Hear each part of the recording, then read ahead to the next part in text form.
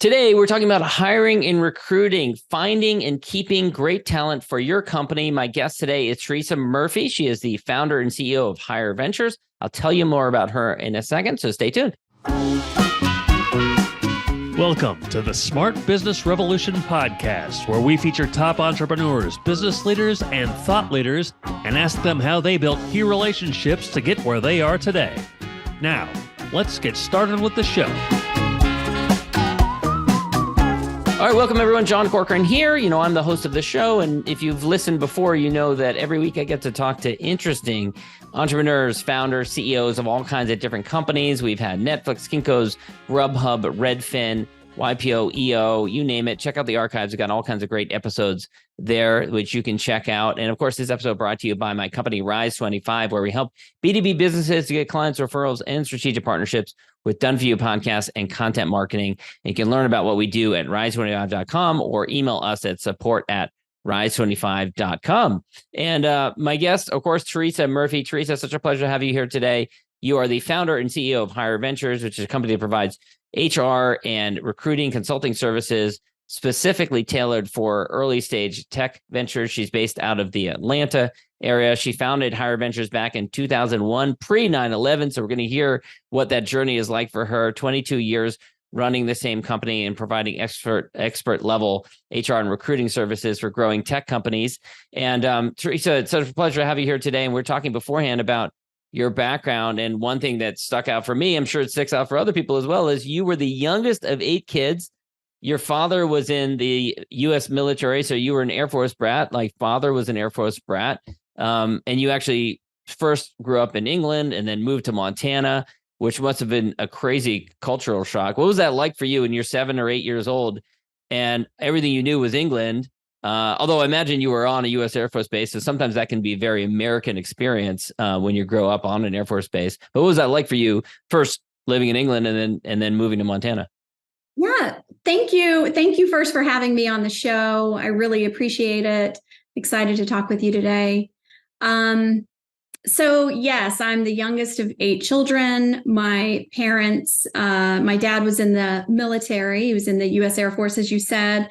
My mother's actually Irish. So my dad was stationed in London the first time when he met my mom, who had immigrated from Ireland over to London. So they met, fell in love, had kids, were stationed a couple different places before I was born. And then the final assignment was in Lakenheath, England. And my father was fortunate enough to get 2 tours there before he ended up retiring. So what was really great about that experience is being the youngest of 8. Yes, I grew up on that military Air Force base, but because my mother's Irish, I had all of my Irish cousins around. So I had two uncles there in England with their families. So we would spend summers together for a month in Ireland. And this summer, I actually got to bring my own family back and meet their cousins for the first time, which was amazing. That's really cool. I've been to Ireland 3 times, including studying at Trinity during law school. Such an amazing country. I love going to, especially, I will say to people when you go visit Ireland, get outside of Dublin as quickly as you can. Go to some small town, come to the pub, and sit at the bar and introduce yourself and just have a conversation, because that's the best part of it. Enjoy the crack, as they say. Enjoying the crack, right? Exactly. Yeah, or Yes. crake, isn't that how I say it? Crake, something like that. Yes. Yeah. And my grandfather actually was a B-17 pilot for the Army Air Corps back then during World War II. Did 35 missions over Nazi Germany. And flying out of England. I'm curious if Lakenheath was one of the air bases that he was at. I'm sure it might have been. Yeah. So Lakenheath and the Royal Air Force Base there was some sort of connection there. I'm not exactly sure, but yeah, that's my father was a mechanic. He worked on a lot of the planes. So wow. I'm sure that's exactly where he was. So you have 7 older siblings. I imagine there wasn't a lot of resources. Did you have a feeling like that, did you have a sense of money at that young age, or like, sometimes I interview people and money. lack of money or lack thereof. Yeah. I mean, sometimes I interview people and they're like, I had so many siblings, we didn't have that much money and I just wanted to get money, and that drives them into entrepreneurship. What was it like for you? Yeah, I think it's we are very fortunate in the way that we grew up. We never went without. But my mother was always doing extra things to make a little bit of extra money, and things were tight. We lived on a budget. And so I carried that through, but I was always doing things with my older brothers. We were mowing lawns and shoveling snow and collecting cans that could be turned in for a penny. So we were sustainable before it was cool. Mm-hmm. And then, of course, babysitting. So doing all of those things that we could do so that we knew we had a path to basically go to college and do all of that. So I would say the entrepreneurial bug has hit almost everyone in my family. Really interesting. That's interesting, because then the other thing about being part of the military, I know, so my father was in the Air Force, my grandfather was in the Air Force. When you're in the military, there's a stability to it. And oftentimes entrepreneurship is perceived, although many entrepreneurs will disagree with this, is perceived as something that is very risky. Yeah, I can see that. I think that the way that we were raised was very much like to stand on your own 2 feet. And if there's something you want, you work for it and you kind of go for it. So out of everyone in my family, there's just a couple that chose, we all kind of chose the educational corporate route to an extent, and then branched off into starting our own businesses. So for me, I didn't expect to be an entrepreneur. I really didn't know where I would land. I just knew that I had it in me to be hopefully successful in whatever it was that I chose to do. I fell into HR and employment law. I loved that whole kind of the black and white component of employment law. I thought I would be an employment attorney. And then when I joined my first startup in 99, it changed everything for me. I was like, this startup vibe, the energy, the ability to grow and implement new things and develop processes and do all of that was really exciting. So I joined my first consulting firm right out of my first startup. So the first startup I joined was in 99, like I said. I left the week of the IPO and I joined a firm out of Boston and became a consultant around recruiting. So helping other technology startups to really develop their recruiting strategy. How are they going to hire? How are they going to onboard all of the talent? So we, at that stage, really started working with a number of different technology startups before the dot-com bubble burst. Yeah. What was that like? So this is 2000, you're saying? So what was 2000. What was the tech scene like in Boston, and how quickly did it change after the dot-com bubble burst? Yeah, very quickly. So the firm I worked for was actually out of the Boston area. I was in Atlanta, so I managed the employment management practice all the way up and down the East Coast. So I would kick off all of the engagements, and I loved it. I just had no idea how fragile the model was and all of that. So that firm unfortunately went under, but I loved what I was doing, and it was just so exciting and fun. Yeah. And I could see the opportunity. And so I was actually with one of our clients, our largest client that I was managing. And he asked me, the writing was kind of on the wall. We were laying off. He asked me if I'd ever thought about doing it on my own. And I hadn't until that I'll never forget sitting in his office and having that conversation with him, asking me that question. And then I thought, well, I have a business degree. Yeah. How hard could it be to start a business? And so I basically started Hire Ventures from my little 600 square foot condo sitting at the coffee table, and came up with a name and just kind of came up with everything, which was very similar to what I was already providing to the firm that unfortunately went under. And then, of course, that can be a good thing and a bad thing. It can be a good thing if you have one key client that is going to hire you right off the bat because you have clients. But the bad thing is then you can become overly dependent on that one client if you don't diversify and bring in other clients. Did it take a while to do that and to bring in other clients and figure out how you're going to be less dependent on just one client?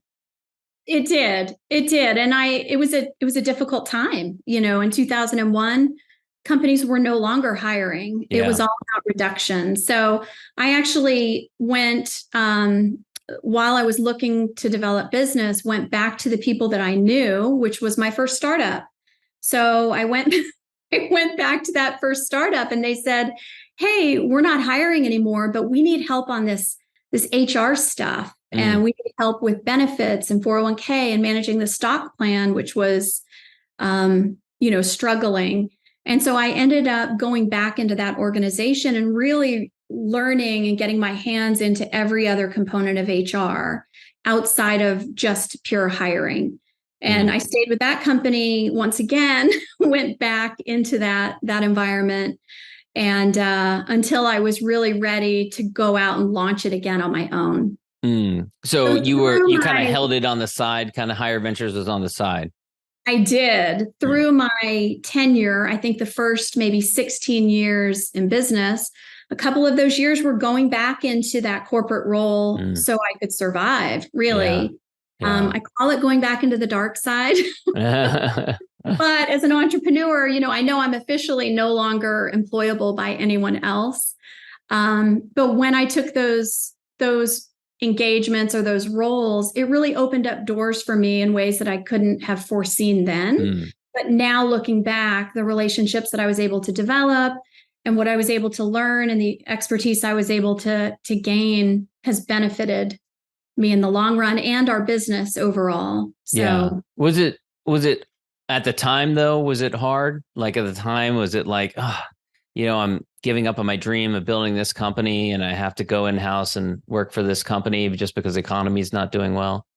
Yeah, I think when you are an entrepreneur, you want to build your company. And for me, when I would take these roles, I'm working for someone else and I'm pursuing their dreams and I'm helping their company grow and flourish, which is great. Except for me, I struggled to be able to do both. So if you're the one delivering, exclusively, then it's tough to find time to work on your business when you're the only one in the business. So it was definitely hard. I mean, there were times where, I would question, like, what am I really doing here? Like, I'm more connected to this client company than I am to my own organization. Yeah. And I knew that I wanted to make that shift. And I'll tell you kind of when that happened, when making that intentional shift was really when I learned about EO and I was able to. And you ended up joining the same program that I did, EO Accelerator program in Atlanta. So I think this was around 2019. And what sparked that? Was there something in particular in 2019 or 2018 that made you say, I want to really grow this company. I want to, scale it up, build it into something bigger that I can maybe sell one day. Was there something that sparked it? Yeah, definitely. I live in a great neighborhood in Atlanta, in Brookhaven, and one of my neighbors turned into one of my good friends, and she had her own business. And so we were chatting, and she's sharing with me about EO Accelerator. And at the time, my business was not much of a business. I mean, I built my own website. I had one person helping me on recruiting, and then I was doing HR. But I didn't. The solopreneurship, basically, it was you doing all the work. Yeah. I just basically made a job for myself, right? Yeah. And so her name's Julie Newman. She's here in Atlanta. She's an amazing person, and she's got a phenomenal business. Very active EO Atlanta member and an accelerator coach. She sat down with me and gave me some insight, and she looked at what I had and she looked at my business. She gave me some recommendations. I wrote all of those down, and it took me about a year to get to even where I was a qualified EO Accelerator business. And when that milestone hit, it was phenomenal. So I felt like I could finally join EO Accelerator, my first learning day event. I felt like I was really with the people that I was meant to be with. Like, these were people that were really looking to build great things and do great things. And so from there, that's really where my journey began. Yeah. It's funny you mentioned that. My first learning day in San Francisco is one of my fondest memories in business because it was in San Francisco. I ended up taking the ferry in, which I don't usually do. I biked to the ferry, which I bike now to my office, and I love biking. And then so took the ferry in and then walked through downtown San Francisco. It was actually in one of the Salesforce buildings, this high rise, and then the people I was all surrounded with, I was like, wow, this is really my people. And it was so cool to be learning and so practical and all that stuff. So it's funny that we had similar experience. Yeah. I think there was someone else as well who inspired you to start the company, Tony Pompliano. Yeah. So way back in the day, he was my very first client, and he was the last client we had when I was with the prior firm. So yeah, he's the one who said, have you ever thought about doing this on your own? You could really have something here with this. And the light bulb went off. And what's interesting about Tony is he's been someone who over the years, I know I can reach out to. He's been very supportive, just a phenomenal leader. When I made the intentional decision to grow Hire Ventures beyond just me and one other person, we started to put some efforts into like our branding, our social, built out a LinkedIn company page, started with just a couple of followers, which were probably all employees or team members and family. Well, you had a big extended family. You had a brothers and sisters, so that helps. Exactly. So we were tracking those metrics, and Tony became our 100th follower, which was a big deal at the time. So for me, I'm someone who believes that things that are meant to be will be, and things come full circle in a lot of ways. And so I felt like with that, it really did come full circle for me to, acknowledge Tony and share my appreciation and gratitude with him, not only for being our 100th follower, but also just for what he instilled in me and the confidence he gave me to really go ahead and start this business. Yeah. And speaking of full circle, I've listened to a lot of his son, Anthony Pompliano, the Pomp podcast, which is a great podcast, mostly about crypto. But so I recommend that to those who are interested in that topic. That's awesome. So let's talk a little bit more about some of the highs and lows over the years with the company.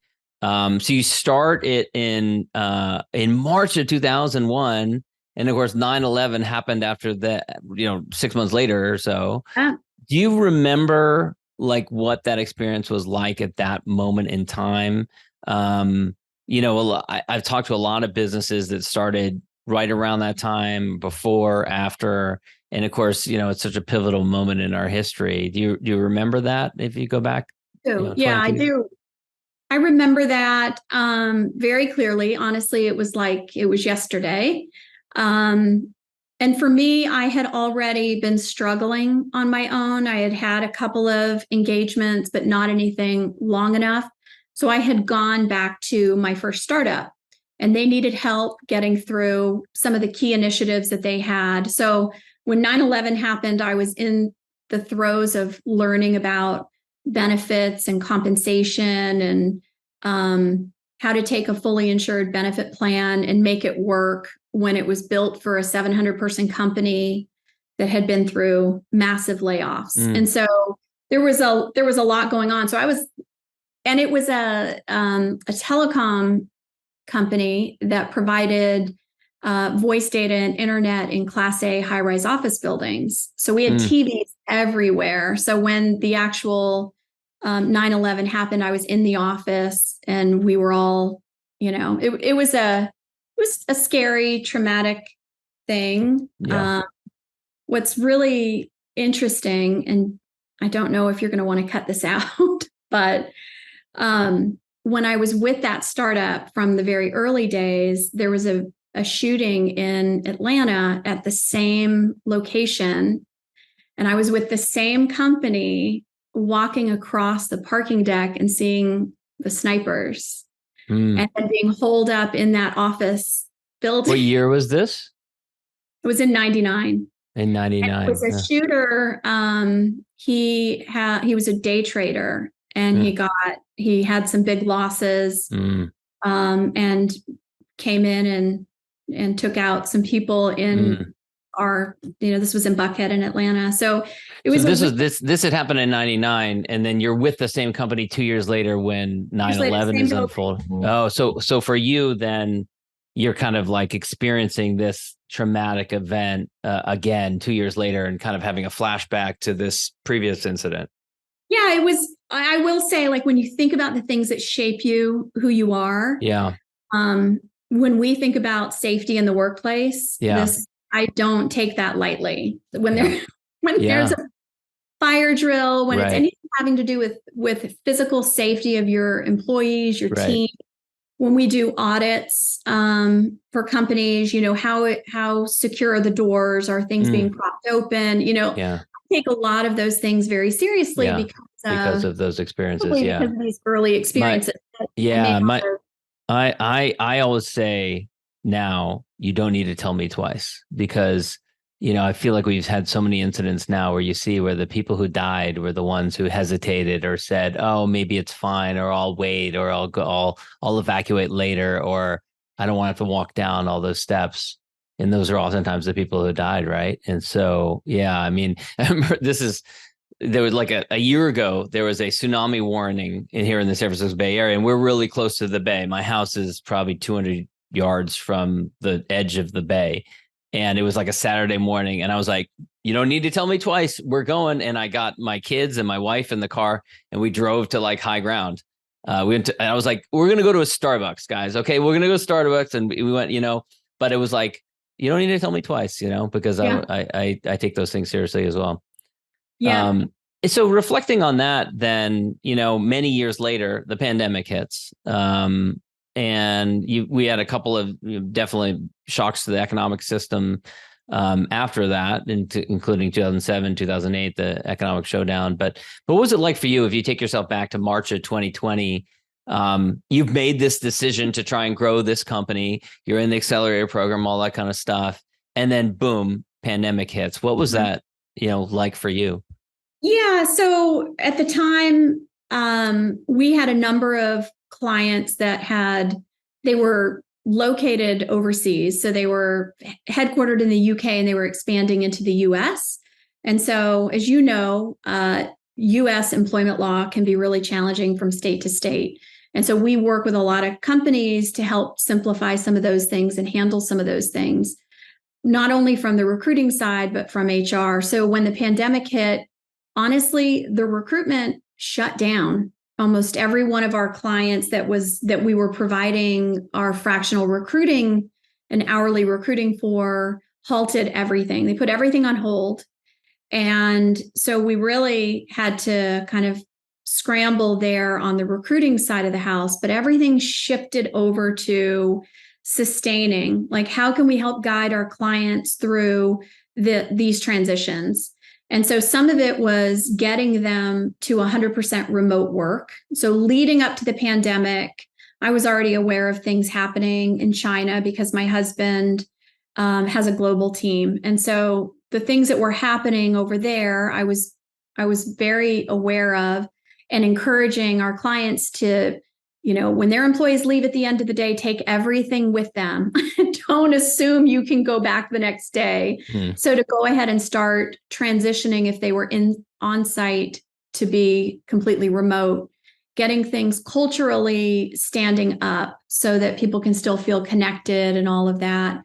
And then, unfortunately, we had a number of clients and connections that needed help with reductions, furloughs, layoffs, a lot of compensation, global compensation reductions that we helped them through. So we provided a lot of kind of guidance in that arena, and did a lot of support to help companies through those tough times so that they could sustain. Yeah. Now, as we know, a lot of companies, especially digital companies, in the latter half of 2020, ended up finding that COVID in some ways was a good thing for their business.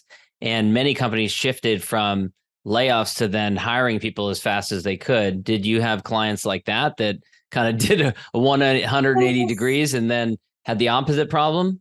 Yeah. So I will say like 2021, 2022, when that hiring blitz really started, like when it started ramping up, it went fast. We saw, what we do on the recruiting side for clients is we help them implement their technology. So they'll set up their career page, we'll set up their applicant tracking system, kind of craft their employer brand. And then we take on their recruiting with a couple different methodologies. We post their jobs because you've got to have credibility when you're a small business that these things are real. And then we do all of the outreach over LinkedIn and other platforms. And then we screen and vet. So we really own that candidate experience.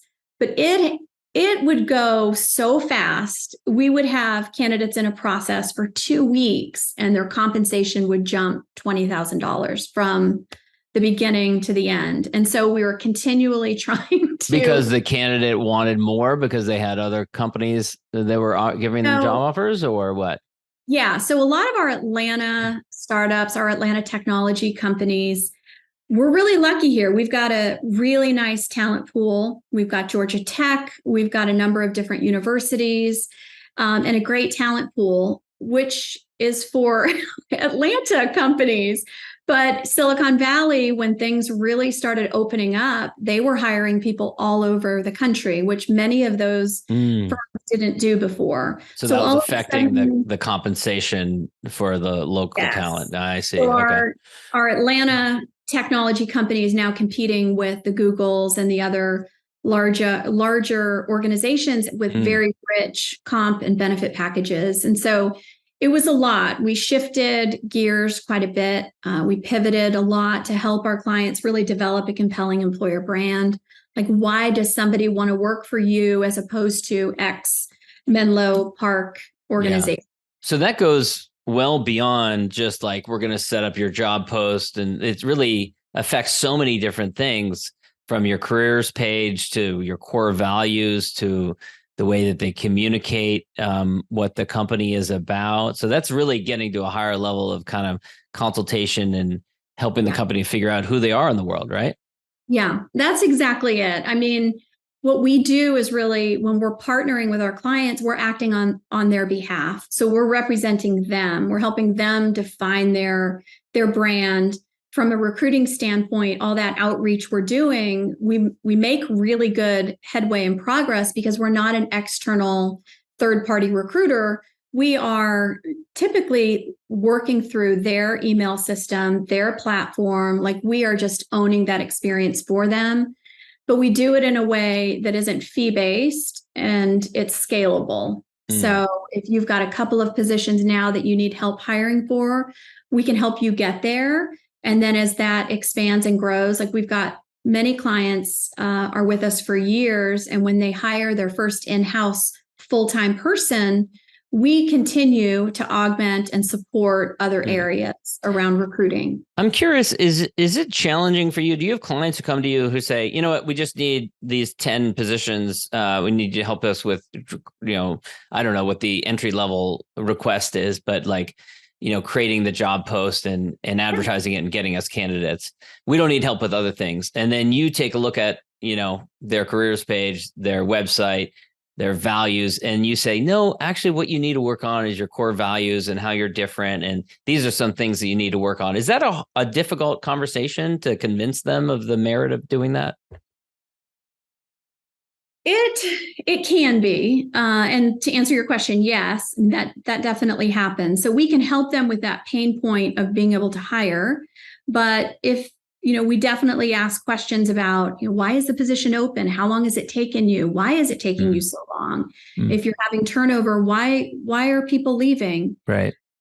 So HR and recruiting are very separate functions. Our recruiters don't do HR. Our HR professionals don't typically do recruiting. It's a really interesting very different, right? way that they stand up. Now they dovetail. So our team is very collaborative. We have delivery meetings where we're all on the same page with what other people are doing, and we're very supportive because there's no fee involved. But yeah, when it comes down to having those conversations around vision, around setting your HR strategy and objectives that aligns with your company objectives. Sometimes when we know about the HR strategy and there's no business strategy or business vision to align it to, it becomes very clear on that kind of whole right there. Yeah. I mean, the recruiting side is a really interesting model because often when we work with a client, we develop relationships with them and we learn their culture and we know what makes them unique. And so if it is a client that has recruiting needs that may not be ongoing, we're able to kind of plug in and then come out. So we can scale it up and we can scale it down. And we just kicked off another engagement with a long-term client who we've worked with since, I want to say, 2009. Just a fantastic company that they don't have ongoing needs, but when they need someone, they reach out. Right. I know we're a little short on time now, but another thing I know that you are focused on now is helping companies with a fractional HR offering for those types of companies that are of a certain size and maybe they don't have the budget for a full-time HR person, but they want to have that kind of outside support for HR. So talk a little bit about how that offering developed. Yeah. So we've always done HR project-based work. We write a lot of employee handbooks. We help with initiatives, whether it be benefit enrollment or an investigation. If you have a claim, we do a lot of HR audits. We provide interim HR work. If you've got an HR person going out on medical leave, we can provide someone who can manage that day to day. But and then we take advisory. So we'll do advisory work if there's a tough situation that we can provide some support to the CEO or leaders on. But where we were missing the gap was really in that being part of the team, having a seat at the table, working on an HR strategy, managing the vendors, whether it be a PEO or a benefit provider. And so the fractional offering over the years, I would have an ask of, can you just come in once a week? And it's like, no, I can't. That's not how that works. I can't just come once a week and do all your HR. It's an ongoing thing. You're dealing with your people. So our fractional offering really is very curated and custom to the client needs. We develop a 12-month roadmap. It's aligned with the business goals. And we fill into that roadmap things like your benefit renewal, your performance management, goal setting, leadership, training, company events. And then on the months that we don't have any of those big things, we're typically updating handbooks or working on another initiative, making sure things are compliant, working on I-9s, like all of the other things that ensure you have a solid HR foundation. And what I found is it's a really interesting offer to help clients not only get all of the work done, but to have the peace of mind that if there's ever anything else that comes up, we've got it covered. We handle all the onboarding, offboarding, things are running smoothly, and it gives the leadership team someone that they can bounce things off of that's from the people side. So it's a senior level people person, HR person. And we rolled that out last year in response to recruiting dipping. Companies were looking more at how can we retain, how can we upskill, how can we, ensure that our team is cohesive and build that culture. And so those are some of the things that we're seeing quite frequently now. Yeah. I want to wrap up with my gratitude question. I'm a big fan of gratitude, especially expressing gratitude to those who've helped you in your journey along the way. And so I'd love to know what peers, contemporaries, maybe mentors that you would want to shout out and thank. I know when we talked beforehand and you said Greg McGraw is one that you would want to acknowledge. Yeah, I mean, there's a number, and some of them I actually ran into last week at the Venture Atlanta conference. Greg McGraw was he was my first boss at my first startup, and then joined TechCXO with another one of the leaders from that startup, Neil Miller. And they brought me into many of their client companies. And so I ran into Neil last week, and they're definitely people that have always been just great leaders, and they've always been really supportive. Another one is Junior Gaspard. He was with the last company that I engaged with pre-pandemic, and he's just a phenomenal leader in Atlanta. He's with one of the Accelerator boot camps, being a mentor now, and he's just great. So I've been very fortunate in my career. I've had some wonderful mentors. I've worked with a lot of great leaders, and then I've also always tried to pay that back. I've always looked at how I can mentor either a junior HR person coming in. I remember for me, when I first got my first job out of college, how difficult it was to get into HR. And so I've always tried to provide that type of support and guidance. And now seeing some of those same people, it's a very good feeling. That's kind great. of seeing where they've gone forward. Teresa, this has been great. Where can people go to learn more about you and Hire Ventures?